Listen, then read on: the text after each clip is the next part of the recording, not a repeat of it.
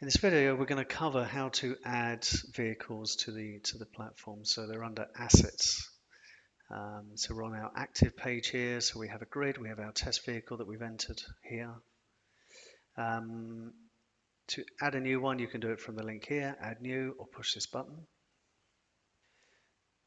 As we covered in other sessions regarding documents that you can store against the vehicle, which could be a parking ticket or some damage, possibly some images. You can also store permits, which is insurance, MOT, ITV, whatever the authoritative document is, any taxi licenses that are required to operate in the local area.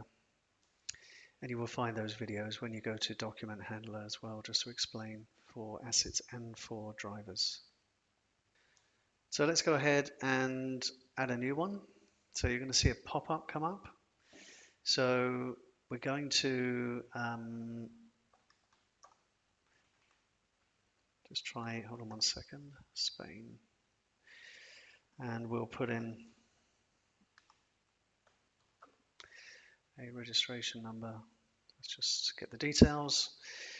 So it immediately finds from the European database the information on the vehicle. Engine capacity and vehicle color undefined. So there's some data we'll be missing, but we have no control over that. That's a third party. So we go ahead and accept that. Had it not found the vehicle, we'll show you that in 1 second. There's another option you can do to add the vehicle manually. So vehicle number, internal use. If you've got a fleet of vehicles and you want to store a number that it can be recognized by. Registration number, year of manufacture, type, vehicle type, fuel type, vehicle make and model, which you can change. VIN number if you want to store that as well, and the color. Okay, so how many seats, passenger seats this vehicle has, not including the driver, and obviously the average number of bags that it can take. That's quite important because if we're pushing rides around from one instance to another, we don't want to force a job on you from a demand partner where the vehicle just hasn't got the capacity to, if they're pushing a job that says 3 passengers and 6 suitcases, and this was set to 6, it would assume that you can carry out that ride and it would assign it to you. So be accurate with this. A medium-sized suitcase is about 3.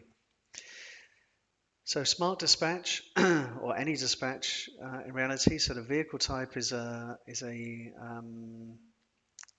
comfort sedan, or it could be whatever you've set up your service types. You could have SUV in that list.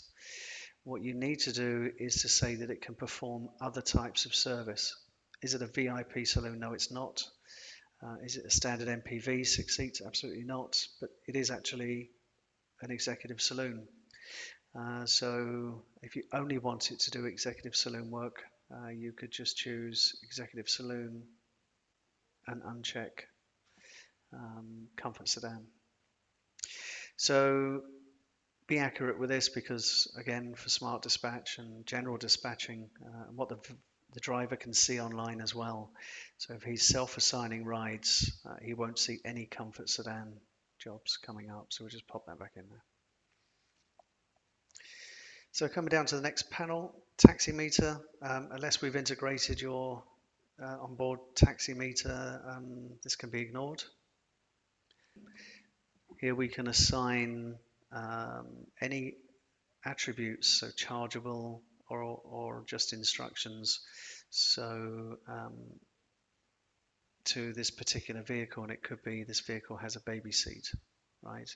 This vehicle always has bottled water.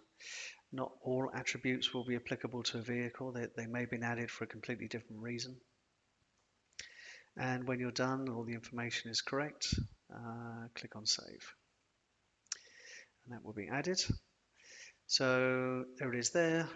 No drivers assigned. You can see that I can't archive a vehicle that has a driver assigned, but you can if they're not. And from here you would go and store any documents or permits once you've added that vehicle.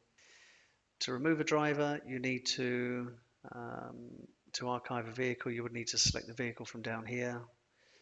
It's the one we just added, there's no drivers. And then you would just remove the driver, and then you'll be able to archive. So in the background, I've just gone and assigned a driver to this vehicle, so you can see that now that one can't be removed, but this one can. And to remove a driver, you just select it from the list, and you'll see that it was assigned on the 20th of September, and you can remove, and then both of those could be archived. If you want to track assignments vehicle, if you own the vehicle and you've got drivers changing vehicles, you can go to the vehicle assignment history and select the vehicle from the drop-down list, and that will give you what time date and time they were assigned to the vehicle, and what date and time they were unassigned. Obviously this one hasn't been unassigned yet. So if you get an incident, normally it takes several days, weeks or months to hear about the incident. You can always look back and see the history of who was in that vehicle at that time. And you have the option to remove those as well. So let's look at a vehicle that we can't validate when we try and add. So we'll go add new. We'll make one up. So you have the full country list, apart from there are a few missing like Egypt, but again, that's outside our control. Let's see if we can get the details. And there was no response from the API because the vehicle doesn't exist, so it's now asking for a VIN number. If you have the VIN number, go ahead and enter it. I think it's quite good to do this because we get CO2 data from the manufacturers, so we can calculate emissions, we can produce reports for you. You can offset all those emissions, providing we have that information. So if you've got the VIN number, enter it and click Get Details. If you don't, just go Enter manually. And then you have this manual page here where you can go ahead and enter all of the details manually. And again, the process is exactly the same. So don't panic if you can't find the vehicle with the automatic validation API. There's always a solution for you to add the vehicle manually. Thanks very much.